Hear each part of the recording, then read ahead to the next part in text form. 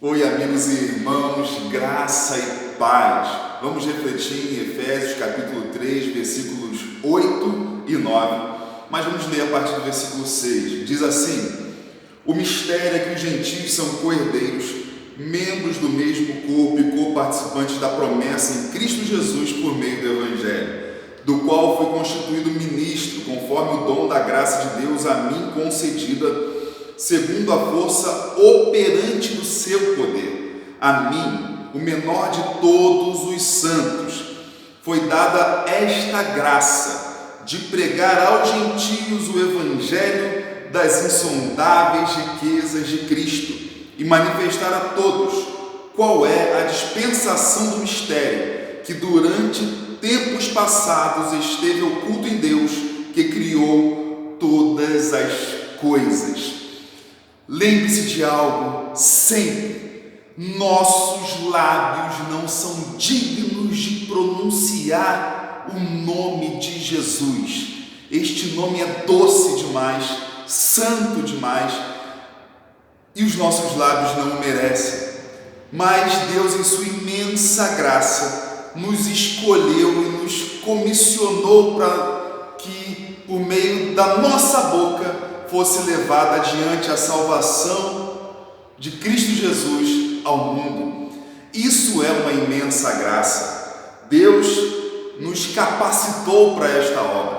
Em Atos capítulo 1, versículo 8, está escrito lá a promessa do Senhor Jesus que se cumpriu: e vocês receberão poder ao descer sobre vocês o Espírito Santo, e vocês serão as minhas testemunhas, tanto em Jerusalém como em toda a Judéia, Samaria e até os confins da terra. E assim a mensagem de Cristo tem ido até os confins da terra. Este poder do Espírito que nos tira da apatia e nos torna dinâmicos na pregação do Evangelho. Somente o Espírito Santo pode transformar o ser humano egoísta em alguém que sente prazer em servir. Nós somos servos pela graça de Deus. No versículo 7, Paulo diz que ele foi constituído ministro, servo, pela graça de Deus. E esta graça não apenas nos tornou servos, mas nesse servir, ele nos leva adiante, nos dando também a graça de anunciarmos o doce nome de Jesus ao mundo. Por isso Paulo diz aí no versículo 8: a mim, o menor de todos os santos, foi dada esta graça de pregar aos gentios o evangelho das insondáveis riquezas de Cristo. O grande teólogo John Stott, em seu estudo sobre Efésios, ele diz que Paulo não está aqui usando de uma falsa humildade. Ele argumenta que não é isso que Paulo quer, porque muitos podem dizer isso, né? Essa coisa de ficar falando que é o menor de todos os santos é só um papinho para ficar ganhando as pessoas. Mas Paulo está falando algo que é a verdade do seu coração.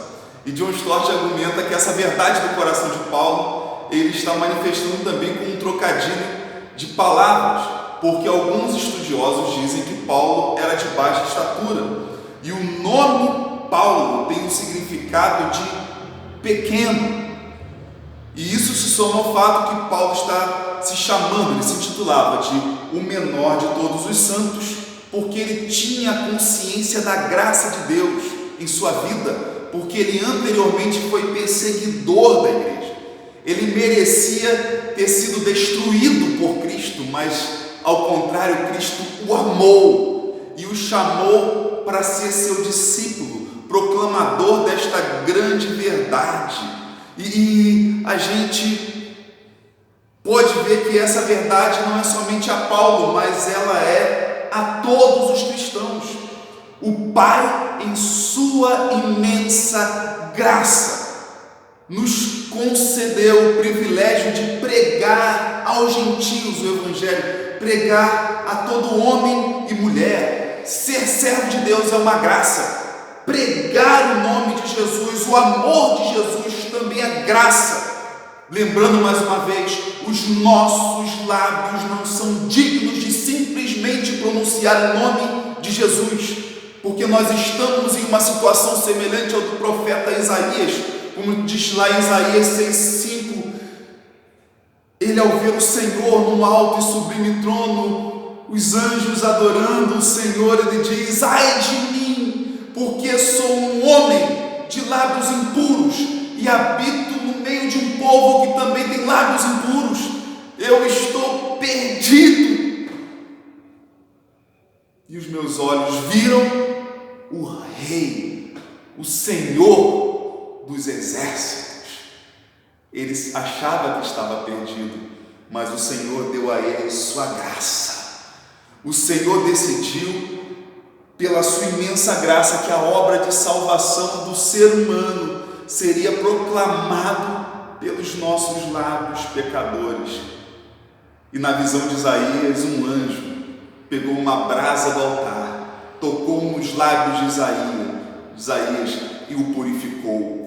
Da mesma forma, o Senhor está purificando os nossos lábios pecadores, para que o doce nome de Jesus seja pronunciado, anunciado, proclamado, pregado, testemunhado.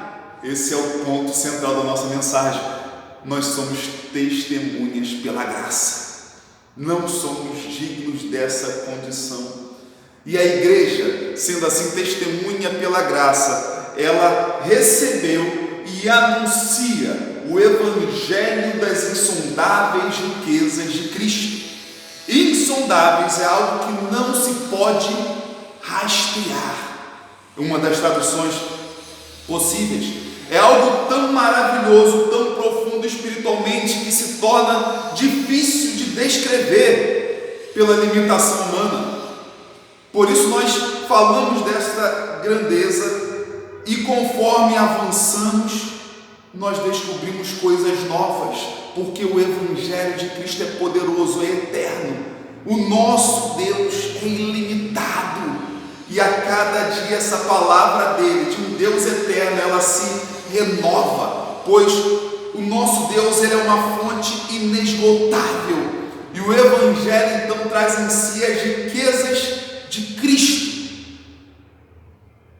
Simplesmente nós podemos dizer que o Evangelho nos revela que somente em Cristo temos o que é de mais importante, algo de imenso valor, nossa riqueza. Algo que muitos costumam dizer acerca de sua família. Dizem assim: minha riqueza, meu tesouro. Você tem o costume de fazer isso acerca da sua família, dos seus filhos, da sua esposa, do seu marido, dos seus pais? Minha riqueza, meu tesouro, são expressões acerca da família, daqueles que amam a sua família. Então pare para pensar. Nós podemos usar essa expressão acerca de Cristo? Podemos dizer agora de coração, não apenas algo vazio, da boca para fora, mas de coração, dizer: Cristo é a minha riqueza, Cristo é o meu tesouro, Jesus é o meu amor maior, minha riqueza, meu tesouro, porque Cristo é a riqueza do cristão, e por ser insondável, significa que Cristo é um valor, é um tesouro de valor incalculável. E a graça de anunciar o doce nome de Jesus vem acompanhada da graça de poder ser luz em trevas. O versículo 9 diz assim: e manifestar a todos qual é a dispensação do mistério, que durante tempos passados esteve oculto em Deus, que criou todas as coisas. O termo traduzido aí por manifestar, ele é o mesmo que iluminar, brilhar, resplandecer, esclarecer, trazer à luz. De certa forma, nós podemos perceber aí que nessa palavrinha aí, manifestar a todos, está presente aí a ordem do Senhor Jesus, de que nós somos a luz do mundo. Ser luz num mundo obscuro, extremamente enganoso devido às trevas do pecado. Um mundo que está envolvido pelas manipulações do mal. Jesus nos deu um grande poder para iluminar nesse mundo. E não há como esconder isso. A gente não pode querer esconder isso, porque é manifestar não apenas a alguns, mas manifestar a todos, iluminar a toda a humanidade. Jesus fala sobre esse poder de ser luz, porque Ele é a luz e Ele está em nós, habita em nós. Ele diz assim em Mateus 5, 14 e 16: vocês são a luz do mundo. Não se pode esconder uma cidade situada no alto de um monte. Não se acende uma lamparina para colocá-la debaixo de um cesto, mas num lugar adequado, onde ilumina bem todos os que estão na casa. Assim, brilhe também a luz de vocês diante dos outros, para que vejam as boas obras que vocês fazem e glorifiquem o Pai de vocês que está nos céus. As boas obras, elas demonstram que nós não apenas anunciamos a luz, mas que Cristo, que é a luz, está nos transformando e fazendo com que a igreja não viva apenas no discurso, mas que seja ativa no amor, semelhante a Ele.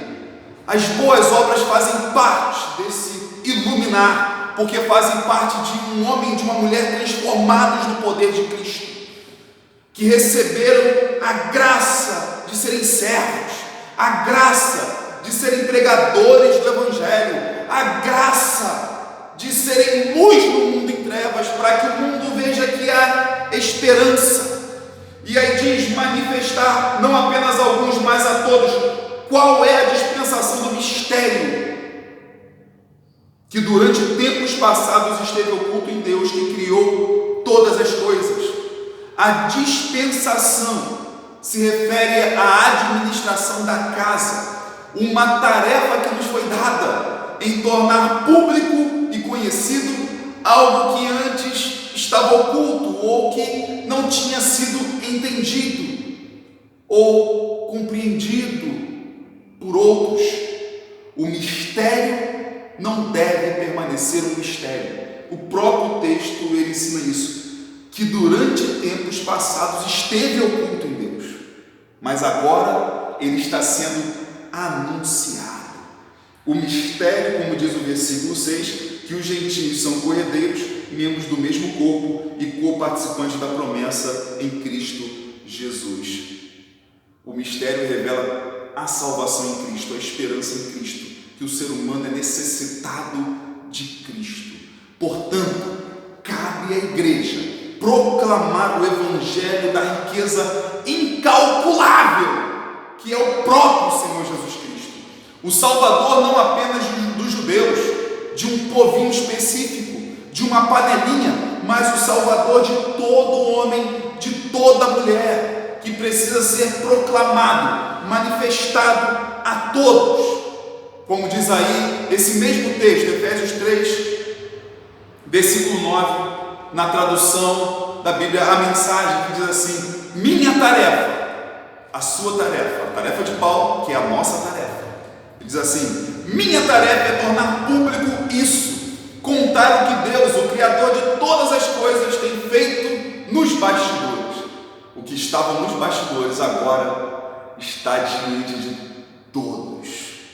Pois esse grande mistério, ele não foi revelado para continuar oculto com a gente, mas para ser amplamente divulgado, porque nele reside a esperança humana, para algo de imenso valor que o ser humano tem, que às vezes não percebe, que é a sua própria vida, que foi criada por Deus. Ele é o nosso Criador e está agora nos chamando para ser o nosso Pai. Nós que somos obras das suas maravilhosas e boas mãos. O Pai que nos criou está nos restaurando. O nosso Pai, Criador de todas as coisas, está nos reconciliando com Ele, nos limpando de nossa sujeira moral, para fazer de nós uma nova criação em Cristo Jesus. Lembre-se do que o próprio apóstolo Paulo escreveu em outra carta, em Filipenses 1,6: pois aquele que começou a boa obra há de completá-la até o dia de Cristo Jesus. Meu irmão, minha irmã, meu amigo, minha amiga, nossa boca não é digna de anunciar o nome de Jesus, mas Ele é tão bom, tão misericordioso, tão amável, tão doce, que Ele nos deu esse privilégio, essa graça. Então a nossa boca pecadora pode dizer esse doce nome: Jesus. Que Jesus te abençoe.